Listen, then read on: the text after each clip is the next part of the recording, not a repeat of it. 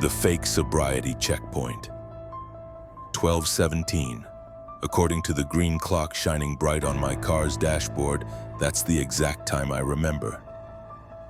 I was driving home from the night shift at the pharmacy I worked at, taking the highway at this hour. It's a little dangerous since there are no lights, usually no other cars at that hour, and commonly deer would walk out onto the road and you wouldn't notice them until it'd be too late if they were in your direct path. That's why I always drive slow on it. 50 miles per hour max. The night was eerily quiet. The road stretched out before me like a dark ribbon, cutting through the landscape with nothing but my headlights to guide me. The radio was playing softly some late-night talk show that I wasn't really paying attention to. My mind was tired from the long shift. I'd been on my feet for 8 hours dealing with customers, filling prescriptions, and managing the register. All I wanted was to get home, take a hot shower, and collapse into bed. As the road curved to the left, a clear row of reflective lights appeared in the horizon.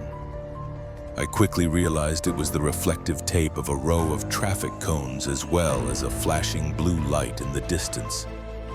In front of them seemed to be the reflective material on a safety vest.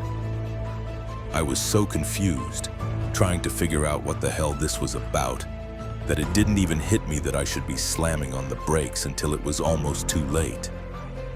The car came to a halting stop as the hard screeching of my tires stopped, and the man wearing the reflective vest started walking over to my car, arms out waving.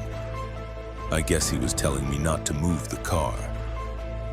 As the man got closer, I could see what appeared to be a police uniform under the vest. He knocked on my window with the joint of his pointer finger, so I took that as lower your window. I rolled down the window, better revealing the man's face. To give a good description, he was black, about 6 feet tall, skinny, with slight stubble and a left earring. He was kind of young, I'd have to guess around 25.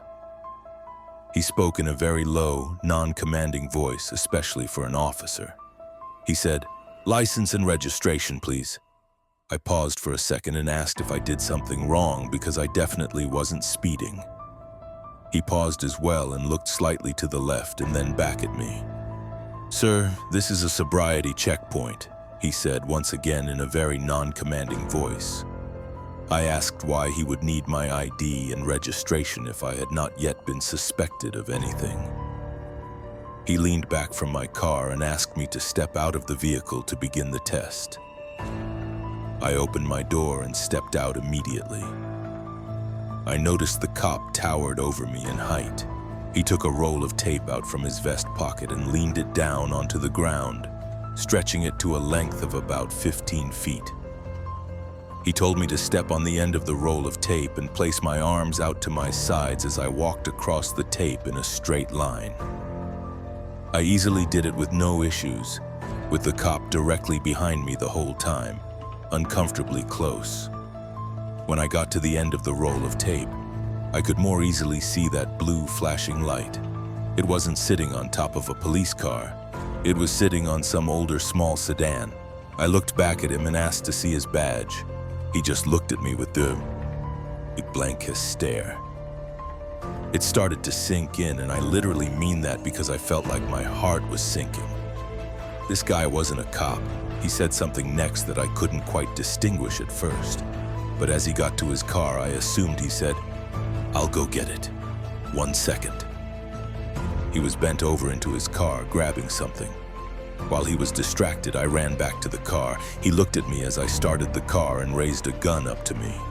It goes without saying I put the pedal to the floor as the car jumped into an acceleration through the traffic cones. I saw the headlights of the guy's car go on as I was a few hundred feet away, but at that point I was already going over 60 and there was no way he'd be catching me. I got off at the next exit, and as soon as there were streetlights around, I turned off my car lights to draw less attention as I finished the drive to my house. I only wish I had a dash cam at the time so I could have gotten it on video. I swear it would have wound up on the news. but the terror of that moment never left me. The realization that I had almost fallen for it. The fake uniform, the fake badge, the fake authority. This man had set up an elaborate trap, complete with traffic cones and a flashing light, all designed to look legitimate. He had studied the mannerisms of a police officer, the way they speak, the way they conduct a sobriety test. He knew exactly what he was doing. I replayed the encounter over and over in my mind.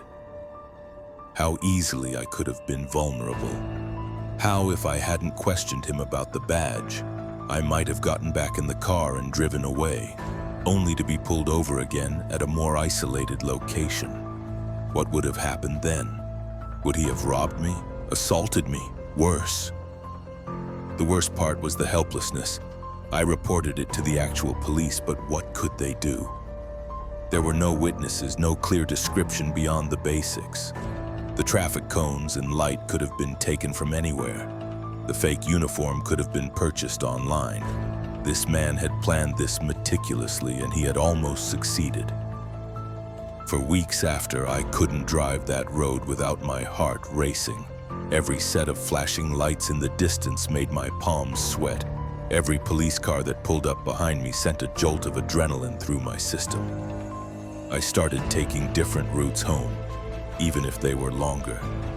I couldn't shake the feeling that he was still out there, waiting for his next victim. And that's the thing that haunts me the most. I know I wasn't his first. The way he moved, the way he spoke, the way he had everything set up. It was too practiced, too smooth. He had done this before, and I was probably one of the lucky ones who got away.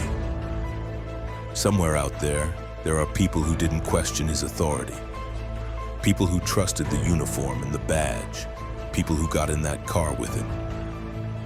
I never found out who he was or what happened to him. I don't know if he was ever caught. I don't know if he's still out there, setting up his fake checkpoints on dark highways, waiting for unsuspecting drivers to pull over. But I know one thing for certain. That night changed me. I became hyper-vigilant, suspicious of authority, always questioning what I see. And while that might not be the healthiest way to live, it's kept me safe. And for that, I'm grateful.